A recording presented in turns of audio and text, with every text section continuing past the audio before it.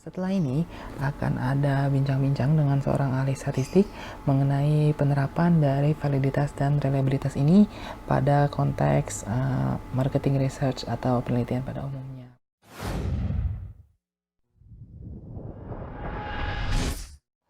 Halo, Assalamualaikum Pak Farid. Assalamualaikum warahmatullahi wabarakatuh. Bagaimana kabarnya Pak? Alhamdulillah baik, baik. Alhamdulillah. Pak Farid, saya ingin berbincang-bincang nih Pak dengan Bapak mengenai uji validitas dan reliabilitas. Bisa kita mulai ya Pak? Ya, ya, oke. Baik, saya akan mulai dengan sebuah pertanyaan yang basic nih Pak mengenai teknis. Uji validitas dan reliabilitas ini sebenarnya bagaimana sih Pak penerapannya di lapangan? Oke, jadi gini, validitas dan reliabilitas, kalau kita tengok dari namanya dulu ya, valid itu kan benar, kira-kira artinya begitu. Reliabilitas dari reliable artinya terandalkan atau punya pengertian lain konsisten. Nah, sebenarnya kalau kita coba cermati lagi, seluruh proses di statistika itu mengarah ke arah evaluasi validitas dengan reliabilitas sebenarnya. Jadi kalau statistika itu kan prosesnya terlibat dari mulai merancang sampling gitu kan. Di situ validitas reliabilitas sudah masuk sebenarnya. Kalau kita teruskan di aspek analisis, di situ juga ada aspek validitas dengan reliabilitas. Jadi misalkan kalau di proses sampling itu kita memastikan bahwa sampel itu mewakili populasi gitu ya. Itu adalah konteks tentang valid. Kemudian karena sampel hanya diambil sebagian dari populasi, seandainya kita mengulang proses sampling dengan teknik yang persis sama, komposisi sampel yang kita dapatkan di sampling yang kedua itu kan sangat mungkin berbeda dengan yang sampling yang pertama. Artinya berarti bisa ada perbedaan hasil antara sampling satu dengan sampling yang lain. Berarti di situ ada keragaman yang itu berkaitan dengan konsistensi semacam itu. Jadi validitas reliabilitas juga terlibat di dalam sampling. Kemudian kalau kita bicara analisis, analisis kan juga semacam mengeluarkan informasi yang tidak dikandung data untuk bisa nanti kita simpulkan. Itu juga terkandung konsep validitas dengan reliabilitas. Karena kalau nanti analisis kita kaitkan dengan inferensia itu kan mengembalikan informasi yang dari sampel ke populasi. Di situ juga ada validitas dengan reliabilitas, karena nanti di sana bermain ada yang namanya bias, ada yang namanya keragaman. Itu dua-duanya konsep yang terkait dengan validitas dan reliabilitas. Bias terkait dengan valid, keragaman nanti terkait dengan reliabilitas. Satu lagi terkait dengan variable yang mungkin barangkali ditanyakan di konteks ini adalah terkait sewaktu kita mendapatkan data dari responden, nah katakanlah begitu ya, terkait dengan pengukuran lah begitu. Di situ juga mengandung situasi di mana kita harus mengevaluasi validitas dengan reliabilitas. Karena kalau nanti kita bertanya kepada responden, tentu nanti kita harus memastikan bahwa yang kita tanyakan memang itu yang mau kita tanya, gitu ya. Jadi bukan kita nanya sesuatu, maksudnya kita menanyakan A, ternyata sebenarnya itu sedang menanyakan B, kan kita tidak mau. Itu terkait dengan validitas, dan reliabilitas terkait dengan konsistensi jawaban, gitu ya. Nah, sehingga kalau yang dikaitkan dimaksud itu terkait dengan pengukuran instrumen katakanlah kuesioner gitu ya, agak lebih spesifik, evaluasinya tentu terkait dengan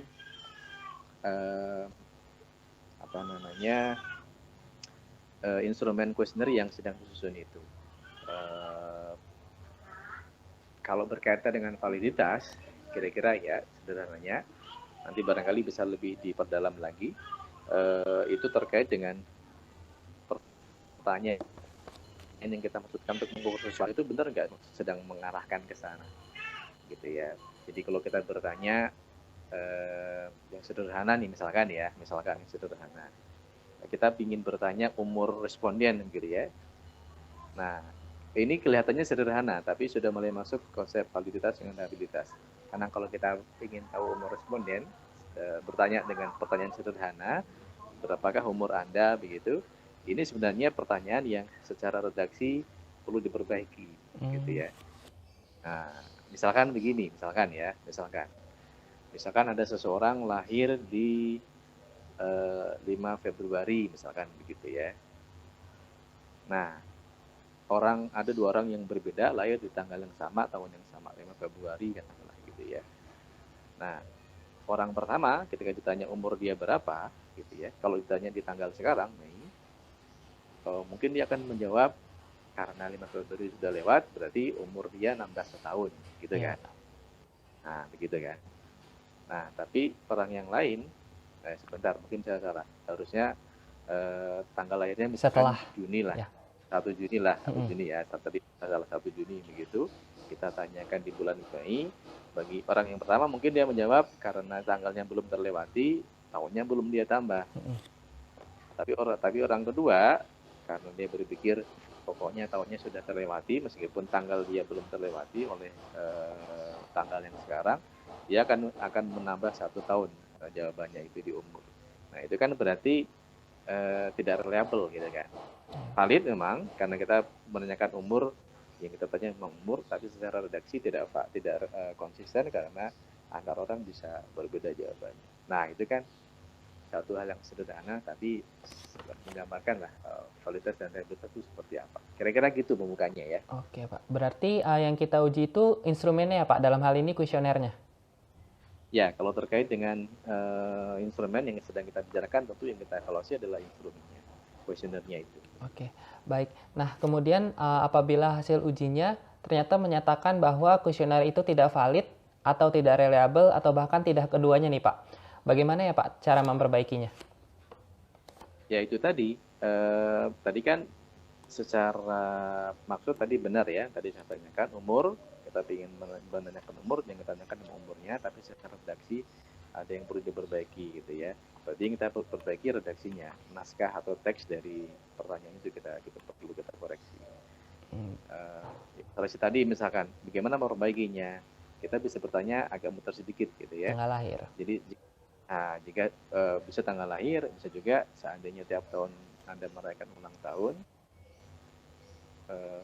di ulang tahun terakhir Anda berumur berapa. Nah itu kan semua orang pasti jawabannya sama. Dua orang tadi yang lahir di Juni tadi itu jawabannya akan sama, karena yang semula berpikir belum terlewati tanggal sehingga tahun belum berubah, dengan orang yang pokoknya tahun udah masuk dia akan menambah 1, dua-duanya akan berakhir pada umur yang sama gitu ya. Berarti cukup redaksi saja gitu ya, Pak ya? Redaksionalnya yang perlu dikoreksi. Oke. Kemudian Pak, setelah diperbaiki, apakah bisa langsung disebar menjadi kuesioner final begitu atau perlu diuji kembali, Pak? Nah, tentunya kita harus cek lagi perbaikan itu sudah mengarah ke hal benar atau tidak, karena bisa jadi koreksi kita tuh belum pas gitu ya. Kadang perbaikannya tidak sekedar perbaikan redaksi, karena kadang-kadang substansi yang kita tanyakan mungkin meleset. Itu kalau yang diperbaiki validitasnya, karena kan validitas kan terkait dengan apa yang mau ditanyakan, lebih ke konteksnya ya. Tapi kalau reliabilitas kan keragaman antar jawaban itu yang sedang disoroti gitu. Jadi harus Gitu. dilakukan pengujian terus-menerus sampai kuesionernya valid dan reliable begitu ya, Pak? Ya, betul. Idealnya begitu agar seperti yang kita dapati itu tidak ada masalah lah di belakang nanti. Baik. Kemudian Pak, kan kita saat melakukan pengujian gitu Pak, tadi prasurvei tadi, kita sudah punya beberapa orang yang kita jadikan responden nih Pak. Nah, apakah orang-orang tersebut bisa dijadikan responden kembali pada kuesioner finalnya Pak? Iya, tidak ada masalah. Bahkan salah satu teknik di dalam pengujian valid reliability dan kuesioner kan ada tes retest gitu ya. Itu satu konsep yang seandainya ditanyakan pada orang yang sama di kemudian hari, jawabannya seperti apa, itu kan terkait dengan reliabilitas gitu ya. Kalau hasilnya secara keragaman kecil, berarti terandalkan gitu ya, karena diulang dengan orang yang sama, jawabannya sama, ya berarti terandalkan. Oke. Bisa juga. Untuk jumlah sampelnya sendiri Pak, untuk pengujian kita menggunakan apa ya, N yang tetap seperti itu atau persentase dari jumlah N kita yang sebenarnya Pak? Evaluasi untuk keperluan eh, evaluasi yang instrumen itu kan lebih ke apa namanya itu semacam prasurvei, tidak perlu banyak-banyak. Hmm. Ya, tidak ada kaitannya dengan target final nanti kita mau menjaring berapa responden. Hmm. Tidak perlu banyak-banyak, yang penting bisa digarap di dalam analisisnya ketika kita ingin evaluasi kualitas stabilitasnya. Oke, baik. Berarti tidak dipengaruhi berapa target kita mau seberapa banyak juga, kalau mau pengujian nggak perlu banyak, nggak perlu ikut banyak gitu ya Pak ya? Ya, iya. Oke, Asal cukup untuk bisa dievaluasi aja. baik. Nah Pak Farid, sekarang saya ingin mengaitkan nih Pak, antara uji ini dengan kondisi yang dihadapi dunia sekarang Pak, yaitu masa karantina atau lebih tepatnya kita sebut PSBB kalau di Indonesia, di mana survei dengan tatap muka menjadi tidak bisa dilakukan, sehingga banyak survei dilaksanakan secara online begitu. Nah, menurut Hmm. Bapak, apakah ada perbedaan mendasar untuk uji ini pada penerapannya antara survei online dengan survei offline atau tatap muka, Pak? Nah, kalau online-nya itu dalam bentuk responden manusia sendiri, ini justru harus lebih di, di apa namanya dibuat yang seksama karena tidak ada komunikasi dua arah antara peneliti atau pewawancara dengan responden. Kalau wawancara kita bisa lihat dari responnya, seandainya responnya itu bukan seperti yang ingin digali, kita bisa menanyakan ulang atau memastikan gitu ya. Menggiring gitu ya, Kalau Pak? menuju oh tidak, maksud saya gini, kalau kita melakukan proses wawancara langsung tatap muka gitu kan ini ada proses komunikasi dua arah. Eh, yang mewawancara kan tentu paham pertanyaan A itu sedang mengarahkan kemana sih. Kalau jawaban responden bukan ke arah situ, dia mungkin bisa bertanya ulang gitu, di saat langsung di situ kan, karena ada komunikasi dua arah langsung gitu. Tapi kalau online itu dalam bentuk responden itu sendiri, tentu secara naskah teks harus betul-betul tidak ada pemahaman lain gitu, sehingga jawaban responden sekali sudah cukup gitu ya. Itu yang justru harus lebih hati-hati kalau di dalam online. Tapi kalau online itu dalam bentuk memindahkan ini ya, memindahkan proses wawancara dari jalur offline ke online sehingga masih ada komunikasi di dua arah, ya tidak ada masalah gitu ya, bisa agak lebih longgar gitu ya, karena ya, ada proses komunikasi dua arah. Tapi yang kalau online survei ini tidak ada komunikasi dua arah, jadi responden berinteraksi langsung dengan instrumen survei ini, sehingga secara wording ya, secara naskah, secara teks justru harus lebih solid kira-kira, tidak ada pemahaman lain kira-kira begitu.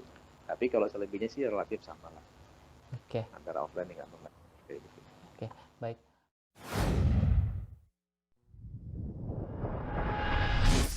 Baik, Pak Farid, saat ini kami sudah menerima beberapa pertanyaan terkait dengan uji ini melalui email kami, Pak. Pertanyaan Yuk, pertama yuk. ada dari Bapak Firdaus. Beliau bertanya, menurut Bapak, apakah validitas dan margin error online survei lebih baik dibandingkan dengan online survei? Karena dilihat dari respondennya, yang mengisi tersebut pasti adalah mereka-mereka yang merasa sudah memenuhi kriteria sehingga sasarannya tepat gitu, Pak. Menurut Pak Farid bagaimana, Pak? Silakan, Pak. Nah, merasa ini perlu kita cek kembali ya, karena kalau merasa itu harusnya dengan kriteria yang bisa dipegang begitu ya, sesuai target populasinya lah. Misalkan target populasi menyasar responden yang tinggal di wilayah tertentu dengan kisaran umur sekian hingga sekian, harus dipastikan apakah betul itu terpenuhi gitu ya, tidak hanya sekedar merasa ini cocok nih masuk, tidak hanya begitu. Kesulitannya online itu kan profil dari yang diwawancara atau respondennya itu agak susah kita pastikan kalau proses penjaringannya tidak diperhatikan gitu ya. Kalau offline itu kan kita ketemu langsung orangnya sehingga kita bisa pastikan ini memenuhi kriteria target atau tidak. Online kan tidak semacam itu. Jadi dari sisi validitas target responden perlu harus ada upaya lebih untuk memastikan bahwa yang terjaring memang sesuai target, itu satu ya. Kemudian kalau dari sisi kemudahan menjaring, ya tentu kalau online relatif mudah ya, karena di Indonesia penetrasi internet sudah cukup tinggi begitu, sehingga relatif lebih mudah kita menjaring orang secara online gitu ya. Hanya itu tadi, memastikan profilnya sesuai target itu harus diperhatikan lebih, agar yang terjaring tidak pokoknya sekedar asal orang yang mengisi. Nah, dari sana kemudian karena menjaring orang lebih banyak bisa dilakukan lebih mudah di online, sehingga karena sampelnya bisa dibuat lebih banyak kalau online, maka di satu sisi itu akan membuat sampling errornya akan jadi lebih kecil. Sampling error ya, bukan margin of error, karena margin of error itu target kesalahan maksimum yang ditentukan sebelum sampling gitu ya. Larinya ke sana. Oke, baik Pak. Itu kira-kira. Nah, kemudian ada pertanyaan Pak dari Ibu Novita Ningsih. Beliau bertanya, apabila pada online survei kita gunakan sampling yang non probability, respon rate yang bagus itu atau dikatakan sudah valid mewakili populasinya, itu berapa persen Pak? Apakah cukup 80% respon rate itu sudah dikatakan bagus dan valid di online survei mengingat keterbatasan waktu pelaksanaan survei? Silakan Pak. Ya, oke. Jadi ini ada dua hal, ada respon rate dengan keterwakilan sampel terhadap populasi. Ini dua hal yang berbeda. Keterwakilan sampel terhadap populasi itu bisa dievaluasi, bisa dievaluasi lah ya. Itu kalau kita tahu target populasi kita seperti apa, kemudian dari sana kita perbandingkan dengan profil di sampelnya. Gitu.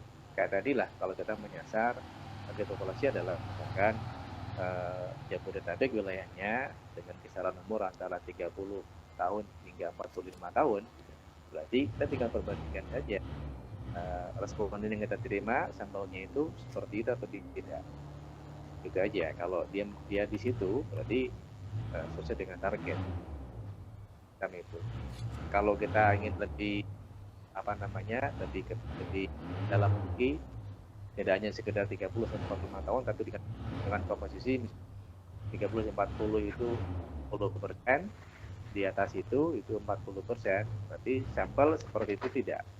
Nah, kalau sampel seperti itu berarti kita bisa katakan mewakili populasinya, gitu ya. Nah, respon rate itu terkait dengan ketika responden diminta berkontribusi, dia merespon atau tidak, atau mau atau tidak, gitu ya. Menjadi responden itu kan kita sebut dengan respon rate.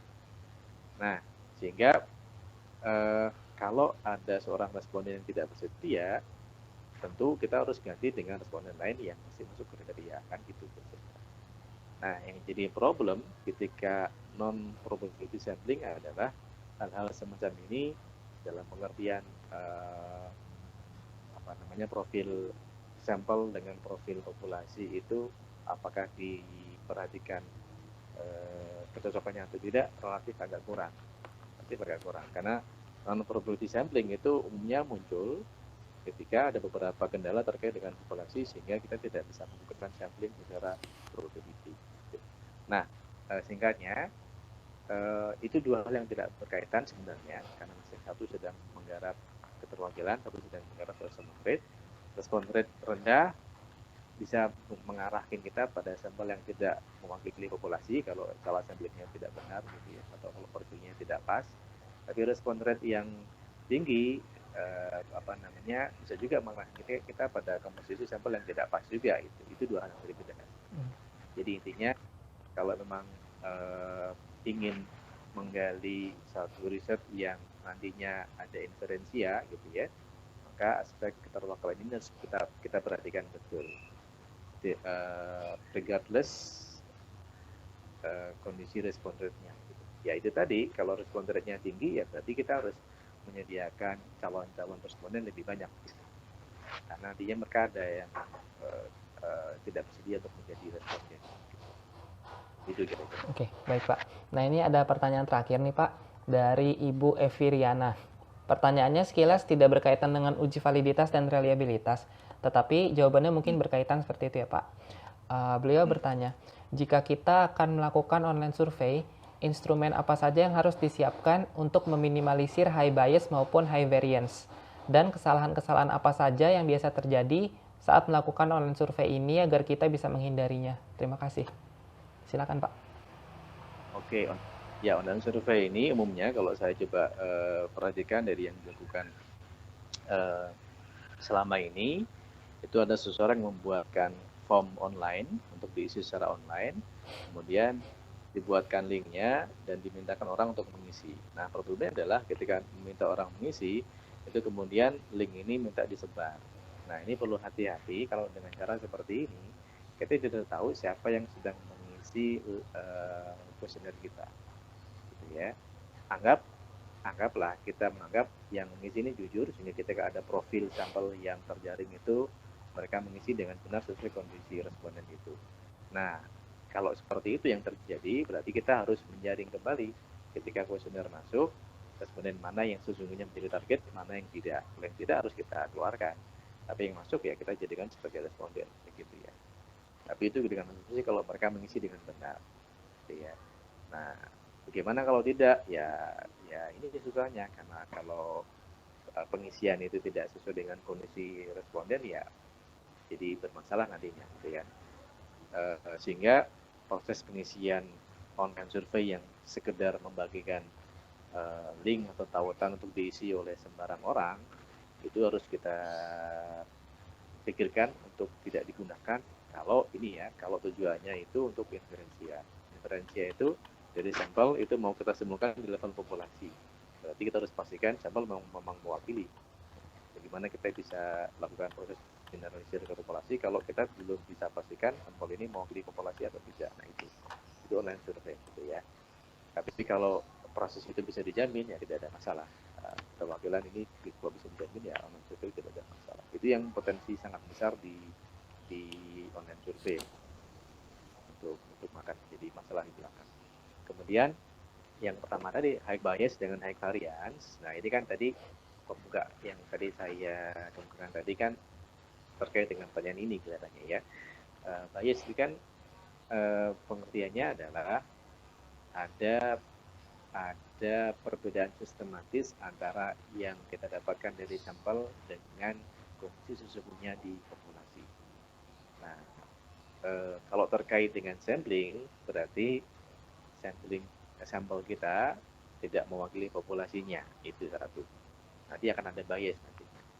Bias lagi yang mungkin muncul adalah tadi terkait dengan instrumen survei. Kita menyangka mengukur A, tapi yang diukur adalah B. Ini nanti kita akan bias juga nanti. Nah, sehingga bias ini kita bisa perbaiki tadi itu. Memastikan bahwa instrumen yang kita gunakan ini valid, gitu ya. Kemudian sampel mewakili populasi. Itu kira-kira. Itu akan meminimumkan bias.